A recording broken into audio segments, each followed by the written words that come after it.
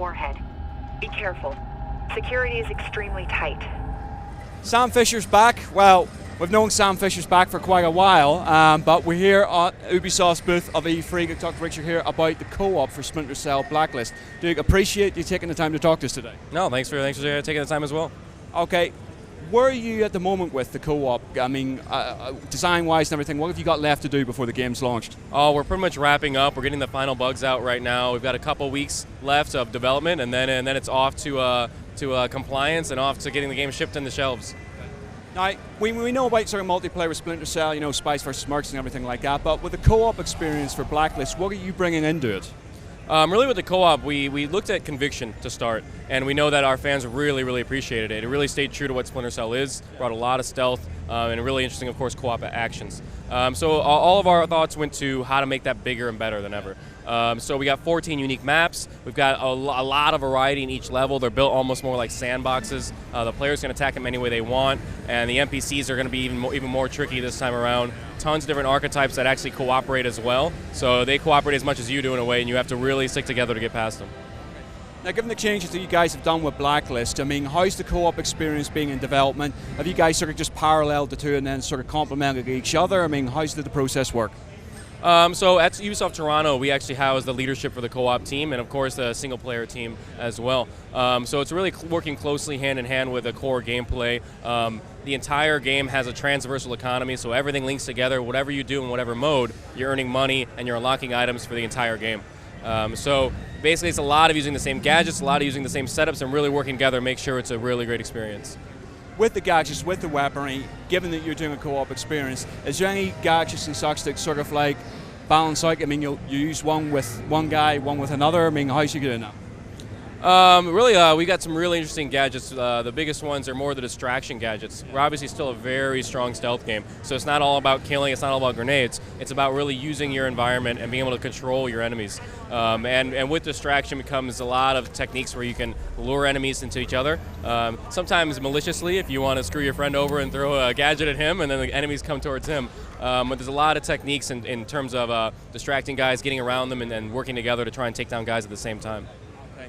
Sam Fisher's been with us for quite some time. In fact, Splinter Cell's been with us for quite some time on this generation machine. I mean, how have you guys sort of taken on board all the experiences that you've had over the last few years and sort of push it into this? I mean, is this the ultimate co-op experience for this gen?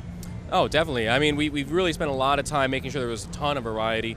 We've looked at all the past Splinter Cells. We've looked at a lot of games out there. One of the biggest things we're trying to do with co-op is make sure there's no follow-the-leader type of gameplay. And what I mean by that is when you play a lot of co-op experiences that are out right now, generally you have the alpha male guy who's your friend. Maybe he's the best. And generally, especially in a game where it's more stealth-driven, and once you're detected, it's over, so nobody wants to be detected, you'll see the alpha guy take control, and subconsciously the other guy just starts following.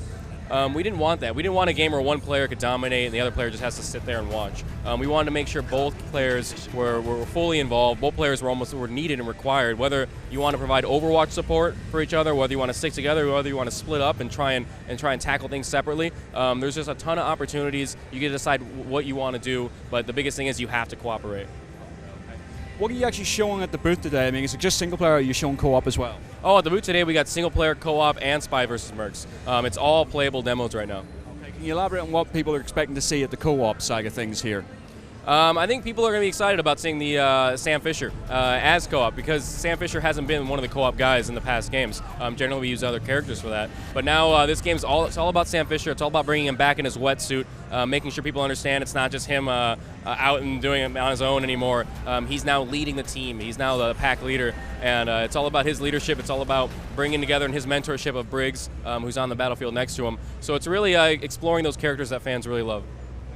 And is that generated through, like, cutscenes is more generated through gameplay, that sort of interaction and that growing relationship? Oh, definitely. And what you'll notice in the beginning of co-op, Sam and Briggs don't get along very well. Mostly because Sam didn't recruit Briggs, Grimm did. And Sam and Grimm have an interesting history as well. So in the beginning, you'll see Sam not trust Briggs at all. And as you play through, you'll notice that trust starts growing a little more. You'll notice Briggs start to come into his own and stop playing by the strict rules of CIA and start really becoming a younger version of Sam Fisher in a way. You sort of mentioned there, you touched upon about the stealth. It has to be stealth rather than more in action. But obviously, if those two things sort of seesaw for the Splinter Cell series, I mean, with Conviction, there was a lot of visceral action there. How have you guys sort of like insinuated to players that to scale back to make it more stealth rather than action? You know, we put a lot of time and effort into that stealth gameplay. I mean, it's definitely a core of what Splinter Cell's about. We have 3 play styles that we focus on: the Ghost, the Panther, and the Assault player.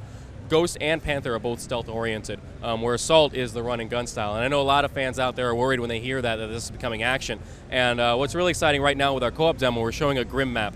And one of those maps is it's a daylight map, actually. And we want to showcase, even though there are daylight maps, and yeah, that may scare some fans, we do still support stealth fully in it. And it's just a lot more challenging. So one thing I like to say is just to all those fans out there that are worried about stealth not being in it, that are worried about daylight maps ruining things, we still have it. Daylight maps make it even more challenging, so you need to use your distraction gadgets, you need to break line of sight. It's not the easier kind of, oh, I'm going to stay in the shadows and no one's going to see me. You have to keep moving and you have to keep worrying about your surroundings. So there's still a ton of stealth in the game. We really love hearing our fans, and I know even last E3 there was some uproar, and to be honest, that excites us. That gets us really invigorated because we know we have some loyal fans, and we're excited about showing them that yeah, we are listening to them, and we do have a lot of stealth in the game. Game launches. Have you guys got plans for post-launch? Parties and vacations. Yeah, that's generally how it goes. Thanks very much indeed for talking to us. All right, thank you. More agents are closing on your position.